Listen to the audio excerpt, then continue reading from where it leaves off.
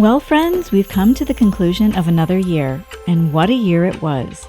A doozy, both personally and on a global scale. As we prepare to enter 2026, it feels like the right moment to look back at the year that was, the highs, the lows, and everything in between. So let's rewind to the beginning. The theme year I chose for 2025 was Quiet Confidence. Why Quiet Confidence? Because I wanted the challenge of truly validating myself outside the performative nature that's so common these days, especially on social media. I wanted to know who I was at my core if I didn't have anyone to please except myself. Along with that, I intentionally posted far less on social media and stayed off it as much as possible. The goal was to feel whole and confident without an audience. I even made a video about quiet confidence and moving in silence if you want a deeper dive into my thoughts on that. We are not out of danger. The National Weather Service has predicted that the winds are going to pick up and get worse.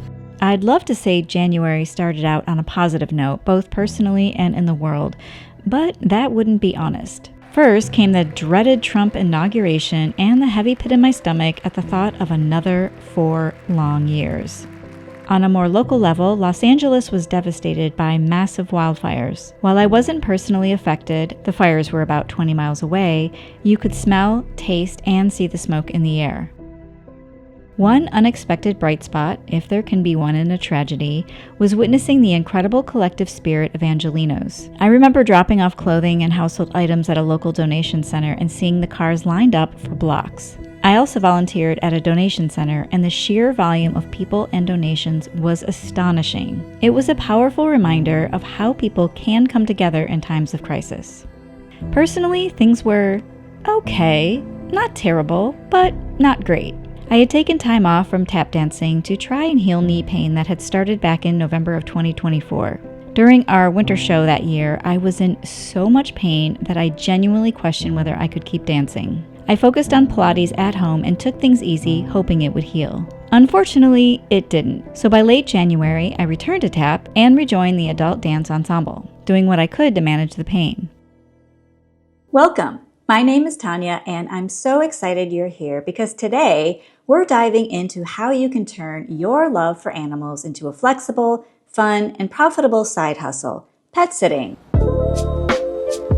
One thing I'm especially proud of from this period was creating a digital product, an online course called How to Start a Profitable Pet Sitting Side Hustle. I've run a successful pet sitting business for a few years, and I wanted to share what I'd learned. I published it on Udemy, or is it Udemy? I still don't know. And while only a handful of people have purchased it so far, hey, 1 5-star review, so I'll take it. The accomplishment itself meant a lot to me. And that tied beautifully into my theme year. Sometimes the real reward isn't the outcome, but the act of following through on something you set out to do.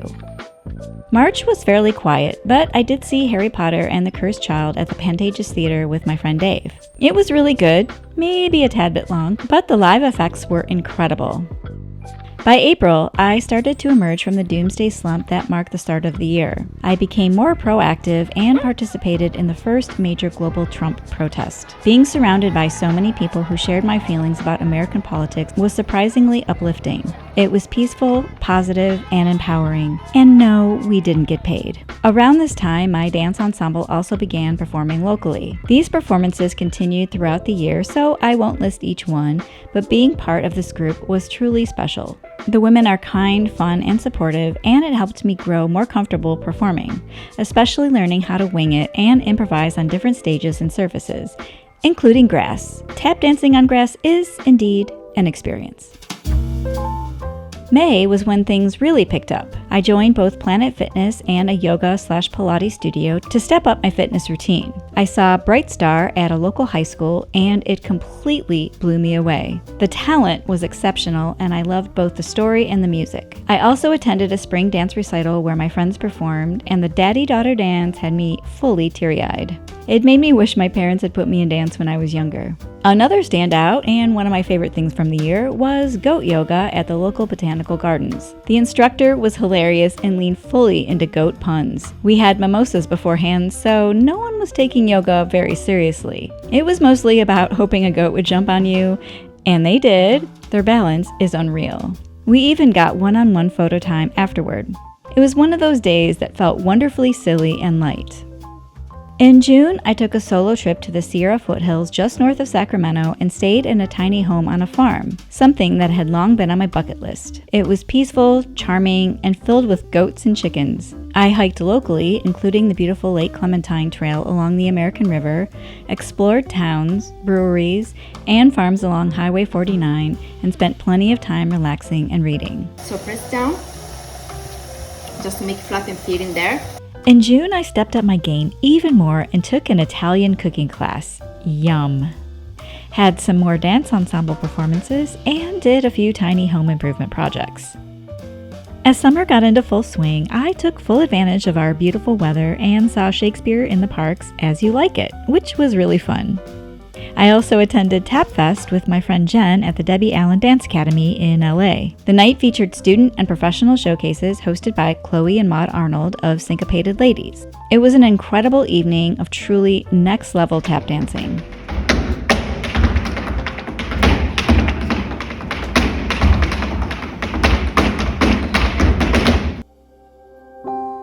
All right, where are we? We finally are here. Where's here? Kauai. Kauai. Yeah, somewhere here. In August, I received some heartbreaking news. My favorite cousin Rob was losing his battle with cancer. Visiting him in hospice was incredibly difficult, especially because he had such a big, joyful personality. We went to Kauai together in early 2020, just before the world shut down. What I loved about Rob was how adventurous he always was and down for anything. Yeah, between kayaking, hiking, day drinking, volleyball, paddleboarding. Now we're going to watch the sunset. I'm so lucky I got to see him marry the love of his life, Tammy, in 2023, and his memory will always live on in my heart. Luckily, August wasn't all bad. My Austin friends Sherry, Jodis, and Kelly came back into town for the Manhattan Beach Open volleyball tournament. It's always nice seeing them, and it's a great reminder that good friends don't always live nearby, although I wish they did. As we moved toward autumn, I attended a fundraiser at my dance studio, a fun night of food, drinks, auctions, and dancing. Fall is always one of my favorite times of year, and I love leaning into cozy vibes, and decorating my apartment is one of those ways I like to do that. I've always loved that back-to-school time of year feeling, so this year I created a fall personal curriculum for myself, which is a fun way to learn new things just for the heck of it. I use Notion to design my curriculum and study things like 16th century England and Scotland, and I signed up for a series of singing lessons. Come on, babe, why don't we paint the town? And all that jazz, I'm gonna... This was one of the hardest and most humbling things I've ever done. It's much harder than I thought it would be. My goal was to find a song within my range that I could confidently sing at theater auditions. While my voice didn't dramatically improve, I did walk away with a song I felt comfortable with, and that's what really mattered. October was my birthday month, and I had some fun things like another dance ensemble performance at Hometown Fair and a day trip to Oak Glen with Dave. The results were mixed. It was extremely hot and the crowds and traffic were wild. Pro tip, go on a weekday. Dave and I also continued our annual unofficial Halloween decoration judging tour, which is always a highlight. I also saw a local production of Urinetown. One thing I have to mention is that I was feeling a little down in October, and I think it's because last year I traveled to Scotland around my birthday, which I found was a perfect way to celebrate. So next year I'm aiming for international travel once again to lift my spirits during that time. Location TBD. November was fairly mellow, so it's a good time to mention that throughout the year I regularly attended movies with my friend Kim's movie group. She gets group discounts, so tickets are always under $10. Some favorites this year included The Penguin Lessons, Twinless, which I think was robbed of Golden Globe nominations, Superman, Thunderbolts, Frankenstein, which I technically watched at home, and recently I saw Eternity, which was really charming. In November, the Adult Dance Ensemble also performed a showcase for family and friends, which was such a fun, joyful night. And Dave and I kicked off the holidays at the Manhattan Beach Holiday Open House. And lastly, I won lottery tickets to see the musical Chicago, and this might be one of my all-time favorite musicals to see live. The dancers and choreography are amazing. December was packed. I auditioned for Fiddler on the Roof, finally putting my singing lessons to the test. Singing in auditions had been a huge fear, but I did it, got a call back, and was cast as Grandma's Idol, complete with a singing solo. We also had our winter show at the Redondo Beach Performing Arts Center. I performed an intermediate tap number to Michael Jackson's They Don't Really Care About Us, hands down one of my favorite dances I've ever done, along with jazz numbers with the ensemble. My knee wasn't thrilled, but it was worth it. This is one of my favorite events of the year.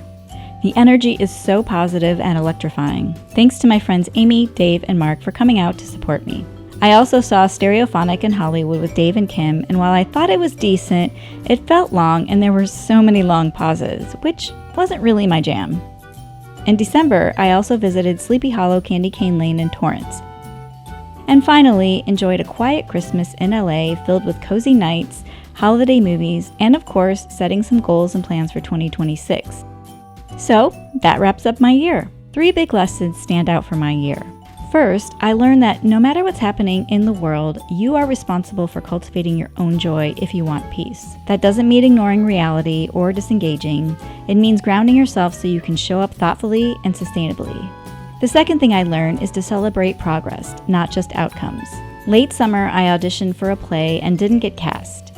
It was disappointing, but I celebrated the courage it took to audition at all. I'm trying new things and I'm learning to be okay when things don't always work out. Lastly, another lesson I learned this year was the importance of validating myself, especially when the people closest to me aren't able or willing to do it. I learned to keep my bubble of peace strong, to protect it, to recognize that not everyone has the capacity to celebrate me, and that doesn't mean I should shrink, question myself, or dull my joy. Quiet confidence meant knowing when to share and when to simply hold something sacred for myself. Learning not to let outside negativity penetrate that inner calm was one of the most powerful shifts of the year. When you validate yourself first, other people's reactions lose their power. I hope you all had a meaningful and wonderful year, and I wish you peace, love, health, and happiness in 2026. Until next time, thanks for watching.